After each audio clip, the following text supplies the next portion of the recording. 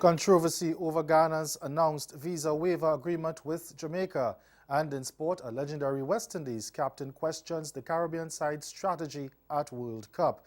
I'm Ricardo Roberts, and this is Caribbean in 10 for Friday, June 21, 2019. I'll be back with the details after the break.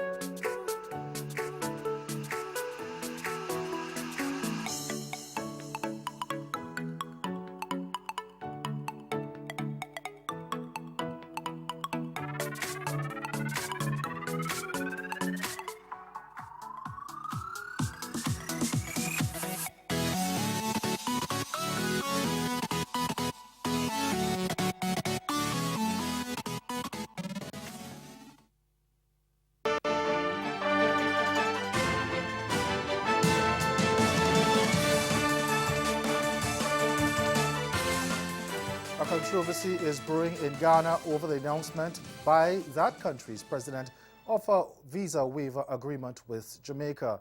Minority opposition spokesman on foreign affairs in Ghana, Samuel Ablakwa, has accused President Nana Akufo-Addo of breaching the country's constitution by announcing the waiver without Parliament's involvement. While in Jamaica last week on a two-day trip as part of a state visit to several Caribbean countries, the Ghanaian president announced the visa waiver would take effect on July 1st. He said it was a move to strengthen economic ties and relations between the two countries.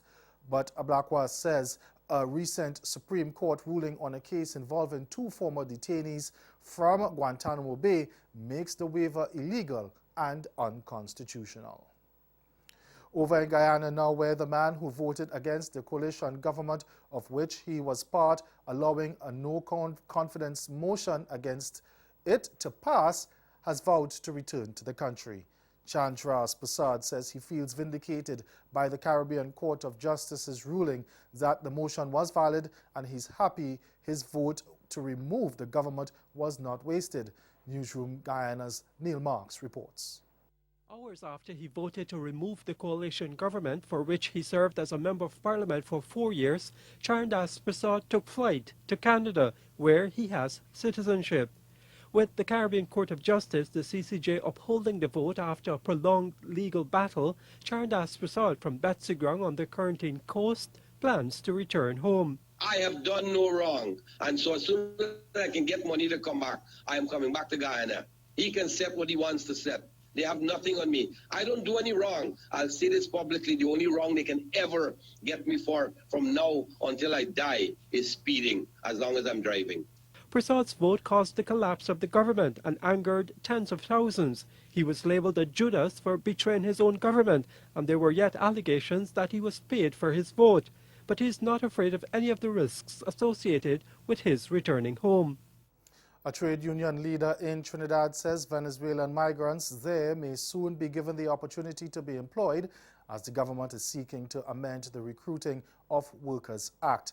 President of the National Trade Union Center, Watson Duke, also made the announcement at the Labor Day rally yesterday.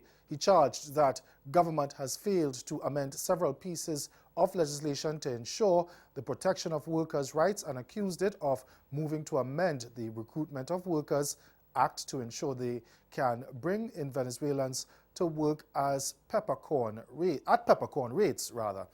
The Newsday newspaper quoted Duke, who is also president of the Public Services Association, as saying that migrant workers are being exploited all around the world, and he called on workers to stand up and fight back, and said he decided to enter politics to represent workers on a grander scale. He said his party, the Progressive Democratic Patriots, will launch its campaign for the 2020 general elections and 2021 Tobago House of Assembly elections within the coming months. Italian authorities have ruled as accidental the deaths of two Bahamians whose bodies were pulled from a river earlier this month. Now, according to the final autopsy reports, 29-year-old Foreign Service Officer Alray Ramsey and 28-year-old psychology PhD student Blair John drowned on May 30th, and there was no evidence of foul play. Ramsey's body was pulled from the Po River in the Italian city of Turin on June 4th, and John's a day later. Both men had alcohol in their system, but toxicology reports indicated that the levels were not so high to make them drunk. Investigators suggested that it was possible one of them men slipped or jumped into the river and the other went in to help him, and both perished. But Italian authorities said analysis is still ongoing to confirm additional details about the drowning. Both bodies have been cleared by the international authorities to be repatriated to the Bahamas. The Ministry of Foreign Affairs confirmed that a Foreign Service officer is in Turin working assiduously with funeral homes there and in Nassau to have the bodies flown home as quickly as possible. And stay with us, your Midday Sport is next.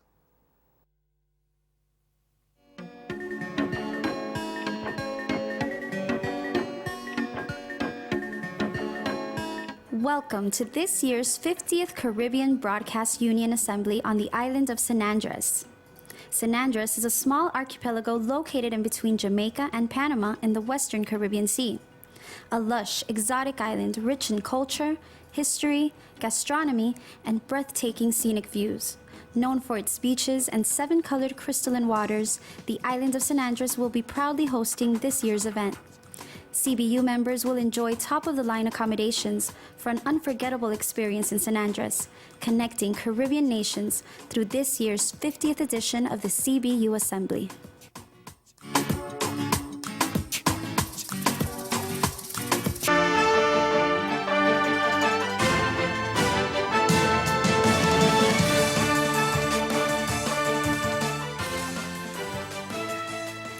Legendary Windies captain Clive Lloyd has joined the growing chorus of former West Indies greats in questioning the Caribbean side's match strategy at the ICC World Cup, and he has urged them to change course and raise their game if they are to get the better of New Zealand in the do-or-die clash in Manchester tomorrow.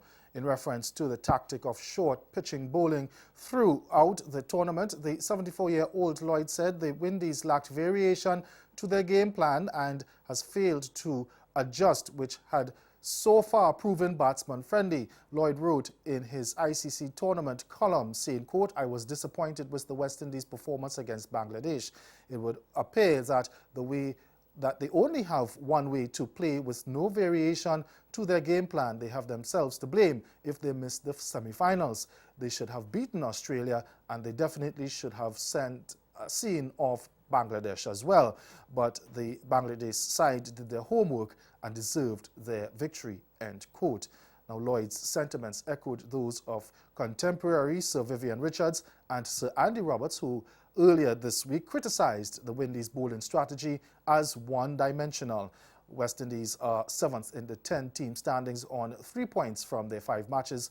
Now, in order to move into the top 4, they need to win their remaining matches against New Zealand, India, Sri Lanka and Afghanistan, and hope other results go in their favor. And Cricket West Indies has underscored the value of its under-15 program after naming a 14-member squad to tour England in August. The tour, which runs from August 8th to 18th, marks the 4th straight year West Indies under-15 side will be involved in the series, and high-performance coach Graham West said the move was a critical one in the regional development process. That's Caribbean. Intend to join us again at 6:30 for Caribbean Newsline. Good afternoon.